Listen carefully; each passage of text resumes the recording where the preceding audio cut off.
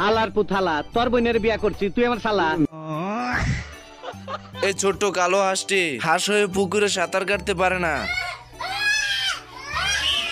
बेकार है भैया, मैं तो टूट गया। সাঁতার না জানার দুঃখে জঙ্গলে এসে হাঁসটি বসে বসে কাঁদতে থাকে। তা দেখে জঙ্গলের প্রাণীরা এসে বলে, বাইক না তোমার বডির এই অবস্থা কে? সুইমুই লাও নাকি?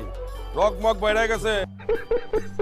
এরপর হাঁসটি কিভাবে সাঁতার শেখা যায় সাঁতার প্রশিক্ষকের কাছে চলে যায়। আমি বলুম না, আমার শরম করে। এটা কোনো সিদ্ধি ফিদ্ধি না, এটা সবজি। আচ্ছা কিনছি রে কিনছি, আমি টেনশন কিনছি। সাঁতার প্রশিক্ষকের কাছ থেকে বুদ্ধি নিয়ে সাঁতার কাটতে চলে আসে। वाओ क्या लड़का है, वेरी हैंडसम बॉय, इससे तो बहुत मजा आएगा। সুটিয়ে লাল করে দেবো, নোংরামি বার করে দেবো।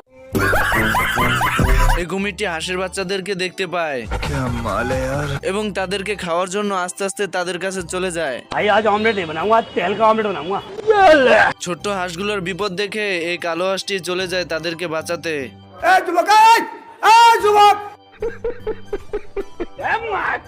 কুমিরটি হাঁসটিকে দেখে ফেলে এবং লেজ দিয়ে বাড়ি মেরে তার মুখের ভিতর ভরে নেয়, কিন্তু বেশিক্ষণ রাখতে পারে না কারণ হাঁসটি দাঁত ভেঙে বেরিয়ে আসে। তোরা কে নাস আমার বাসা, আমার বোর কাপড় পরছে আমার শাশুড়ি, আমি জানতাম না।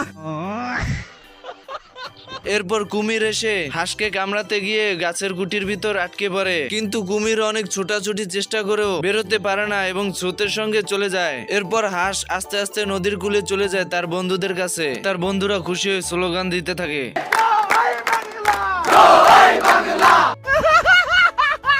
বন্ধুরা, ভিডিওটি ভালো লাগলে অবশ্যই লাইক এন্ড কমেন্ট করে জানাবেন। আপনাদের ভালোবাসায় আমাকে ভিডিও বানাতে উৎসাহিত করে।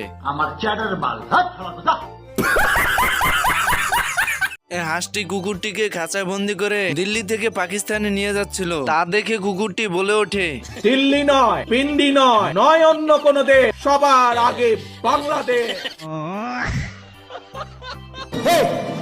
আর এদিকে কুকুর খাঁচা থেকে বেরিয়ে হাঁসের সঙ্গে সঙ্গে নৌকা অব্দি চলে আসে, কিন্তু হাঁসটি বুঝতে পারে না যে কুকুরটি বেরিয়ে গেছে।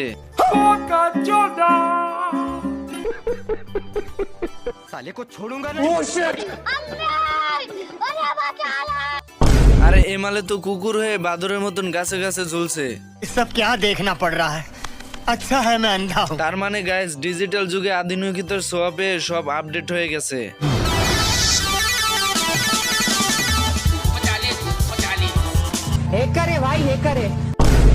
हाँ हाँ हाँ